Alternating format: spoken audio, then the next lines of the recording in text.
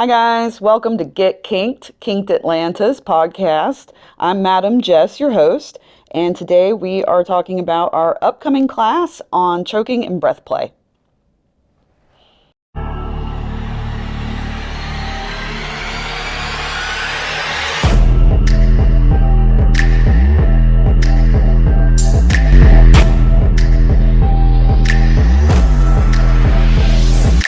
Hi, guys. Welcome. I'm Madam Jess, your host, and I am recording today from Charlotte, North Carolina. I am up in Charlotte visiting friends and attempting to send you guys a podcast.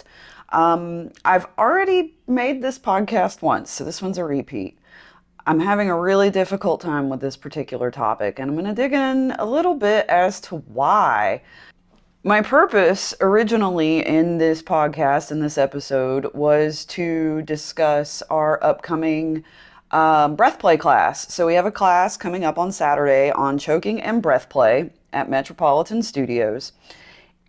And I wanted to bring you guys some information about why we are hosting this class, what we are teaching in the class, why it's relevant, why it's important. That was my original goal. And the more I struggled with this podcast and this particular topic, the more I realized that we're talking about a bigger issue. We aren't just talking about the topic of the safety of choking and breath play, but we also start talking about the topic of censorship. The question becomes, how can I advertise these classes and events that we host to you guys without running into a great deal of censorship problems? So in our current world, the way that we advertise for an event is usually going to be through an event website, maybe like Eventbrite, which is I use often. We would advertise through social media, and that goes beyond just posting cute little marketing graphics. You know, things that businesses use these days generally involve social posts, taking photos of people attending your events, taking video capture of the events, and posting that sort of stuff on social media. And I guess it sort of goes without saying that that's not something we in the kink community can do. We can to a point, but more often than not, the attendees, first of all, let's talk about back to pictures. We have attendees at our events that do not want their photos taken. They do not want their images associated with anything kink or BDSM put on the internet where family, work, etc. might find it, right? So these advertising techniques that we would normally use in order to hype our events, where we show people having a good time or the huge turnout at our events or snips of the presenters presenting, etc., we can't do that. So one reason of many that I started this podcast was so that I could bring you some sort of video, some sort of audio that was associated with the events that we host and the classes that we host. So that was part of the plan in the first place, was to use this as a platform to promote the education and promote the classes and the live events. In doing that, what I have realized is that we actually have, this opens up even more problems. Every solution that we try to find has more problems. And in reading through, right now, for example, YouTube, I have the most followers. Hi, YouTube. You guys are mostly there. Spotify is a long way behind right now. Even though this podcast is listed on both Spotify and YouTube, you guys clearly like YouTube more. So, additionally, YouTube has stricter rules. We have more rules that we have to follow in terms of what we are promoting and what we are discussing. And some of them are pretty simple. I mean, I'm not going to hop on YouTube and do pornography or do anything. I mean, that's what those other websites are for. All the other content sites, that's what they're for. Here on YouTube, I really am just trying to educate, and I am trying to advocate for better, safer kink practices. I have to be very careful of the wording that I use on YouTube. There are rules about, the obvious things are don't promote violence. A lot of kink and BDSM can be considered pretty violent. So There's one problem. Do not encourage people to hurt themselves. Obviously, teen suicide rates are terrible. We don't want to do that.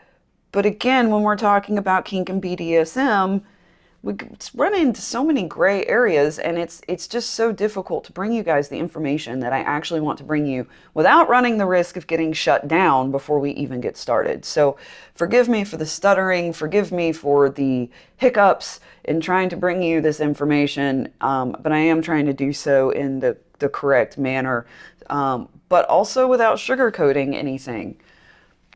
Now that you guys understand some of the challenges that I'm facing with this, I guess I'll just jump into the meat and potatoes of what I actually want to say. And hopefully, fingers crossed, they will allow us to keep posting. So, what I'm wanting to tell you all about is the choking and breath play class that is happening at Metropolitan Studios on Saturday, this Saturday, 2 days from now, and it is from 4 to 6 p.m. What we are discussing in this class is somewhat of a taboo nature. Obviously, anything kink and BDSM tends to be pretty taboo, but this one in particular more so than others. And that is all due, of course, to the obvious risk factors involved with this kind of play. Choking and breath play are considered to be edge play. They are considered to be advanced techniques. These are not things that you do your first time fluffy in the bedroom. Okay? And the thing is though, is that everybody's doing it, right? How many people out there really like to be choked out during sex or like a hand around their throat? There's a lot of you, don't lie. I know you're out there. I talk to you all the time. And you can say that you're vanilla, but let's be honest. You like being choked during sex. It's very common. It is super, super common. But the potential for getting hurt, it only takes one time. It's a matter of seconds doing this kind of play where you could permanently injure or kill someone. And we do it rather frivolously. We do it because it's hot. We do it because we see it on porn. It's just fucking hot. But that's how people get hurt, and they don't know better. And so the point of this class that's coming up, again, this Saturday in 2 days, is not to advocate necessarily for this kind of play. I'm absolutely not telling you, go home and try this, or try this here. What I am telling you is that there are risks that you need to be aware of. And if we are practicing any kind of risk-informed consent, you absolutely need to know what you could potentially run into. You need to know what those risks are, and you need to know how to mitigate them and minimize them. That is the purpose of this class. So I say all of that as a lead up because I am, again, very concerned. The venue is also concerned, and that's fair. Because there's a great deal of liability for them if someone were to get hurt. So for that, we do have our standard waivers that we use at all of the Atlanta Dungeon parties. You will be required to sign off on one of those, even though the audience is not participating in this workshop. This class that we're doing Saturday, do not show up thinking that we're going to choke you out or help you choke out your partner or whatever. That's not what we're doing here. Okay? That is not it. There will be a live demonstration. However, that demonstration will be specifically between a partner couple that's already established, that already has their consent in order, who is also signing the liability waiver, and so on, right? So just need everyone to be prepared for that and to know that. The good part about that is, and in having you sign the liability waiver that's already part of the Atlanta Dungeon membership anyway, we are giving you a complimentary Atlanta Dungeon membership for attending this class. It's a thing that I wanted to start before anyway, and I'm really excited to bring that to you because I'm hoping that by offering this free membership as part of our education and classes, it will encourage people to come get educated before they just show up at a party. Come educate yourself, come learn with us, and you will get a membership that you won't have to pay for in order to come to our parties and events where we do get to play. So we're not playing at the demo and workshop. but your participation will help vet you in to our future parties where you can play. So the presenter we have for this particular class is someone I've known a very long time. Niho is a longtime friend of mine. I've known him for well over 10 years now. And he was in the kink and BDSM scene here in Atlanta when I joined, so he was already here. He is also a 4-time black belt. He has black belts in 4 different martial arts. And that is the information that we are utilizing as his skill set for this particular demo. He came and taught for us once before. You may have seen him before. He did a pressure points class for us last November that was very well attended and very well received. Everyone really enjoyed it. So we're excited to bring him back to talk again for us. So when we are talking, let's talk about what the class is, what we're actually covering in choking and breath play. Choking, we are referring to, for the sake of this conversation, choking like what you would choke outs, like what you would see in wrestling, what you would see in even, any kind of ridiculous television wrestling, in jiu-jitsu, even, kids horsing around will do this to one another. This is the kind of choking that we're talking about. We are talking about play. We are talking about people who are playing for fun, not with malicious intent to injure or maim. Okay, guys, that is what we're talking about. And most often when you are talking about those kinds of choke outs, those kinds of choking, what you're actually talking about is a blood choke and not breath. It doesn't actually have anything to do with breath. So that's the type of choking and we are not talking about choking on cock. Wrong class. That's the deep throat class. You're gonna have to come back for that one later. No choking on cock today, guys. Okay? Now, back to what we're saying. So choking is, it's that kind of choking, which is why breath play is an entirely separate issue. Generally speaking, if you're doing breath play, it is not going to involve your neck, okay? It's too dangerous. It's too easy to injure an esophagus. It's too easy to injure a trachea. It's too easy. It is way too easy to do that, guys. And that is where we are talking about, at minimum, a hospital visit, if not death. We're not doing that. That's not the kind of play that you want to do. So what is breath play in kink and BDSM? What are we talking about? And in this case, breath play runs a huge gamut of things. It covers quite a many different methods of play. So, we can talk about breath in terms of smothering and covering the mouth and nose, taking away air that way. Obviously, there's a limit to that. We are talking about breath with your diaphragm.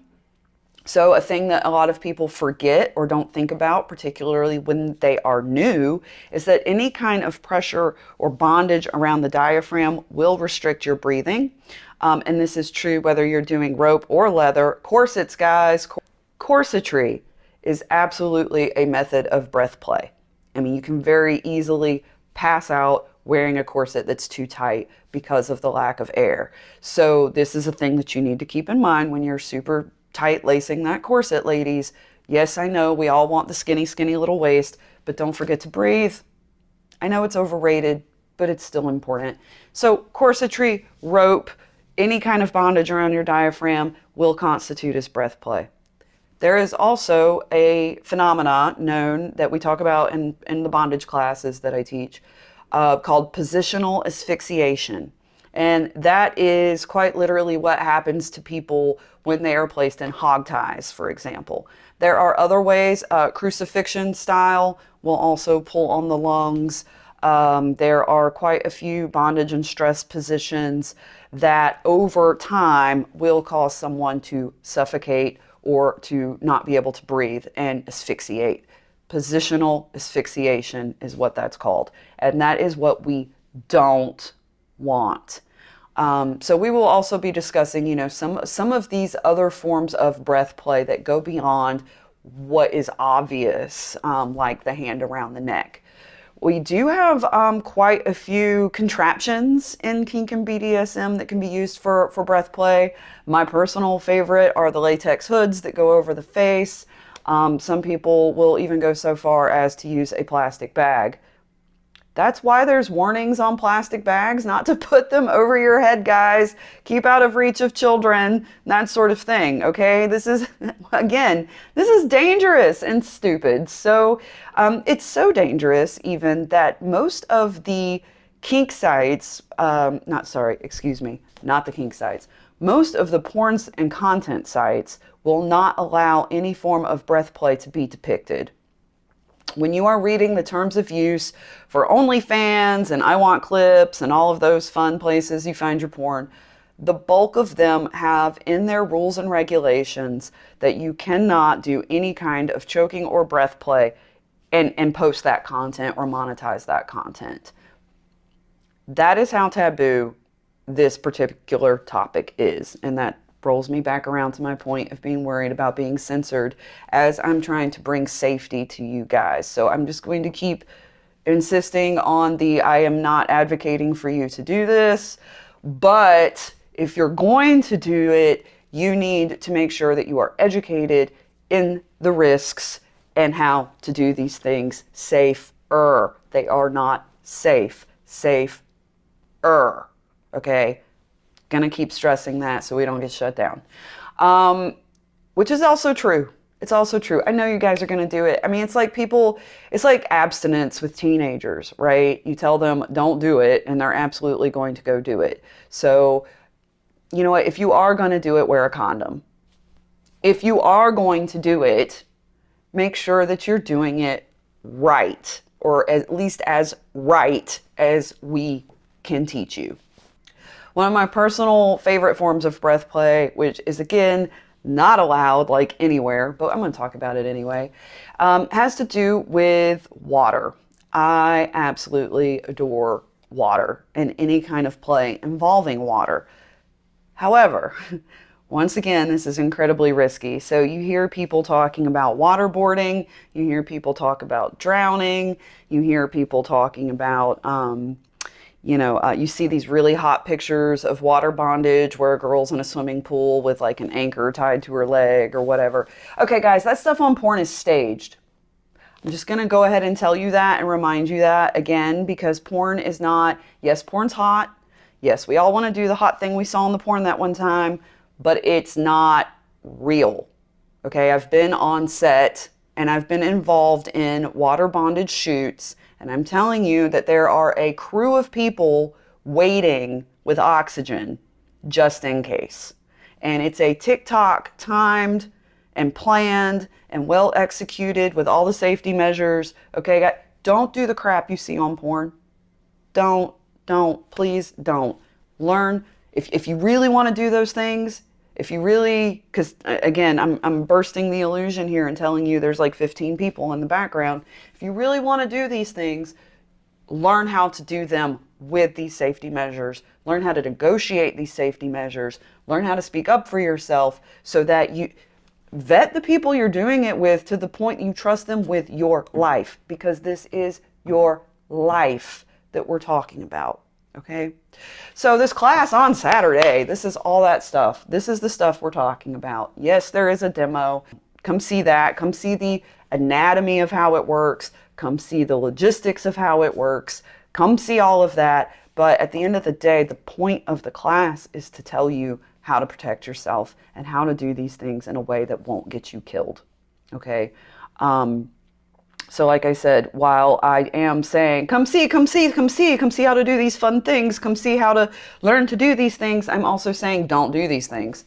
And that is, like I said, that's a liability, that is a censorship, that is a whole host of reasons that we have to frame it that way. And I just want to make sure that you guys understand that and understand the weird position that it puts us in when we want to bring you this kind of education. We want to bring you information. We want you to know all the things you don't know.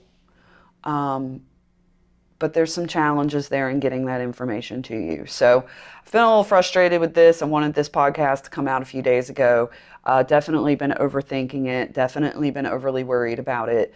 So here it is, kind of raw. Give it to you raw, right here from Madam Jess. So hopefully you guys will join us. We will be, again, one more time, at Metropolitan Studios this Saturday. There's about 10 seats left in the class, 4 to 6 p.m. Sign up on the Metropolitan Studios website, and that's metrostudioseav.com/classes. That is where you will sign up for class. 10 seats left this Saturday. Can't say it enough times. Our presenter once more is going to be Niho, who has presented for us in the past.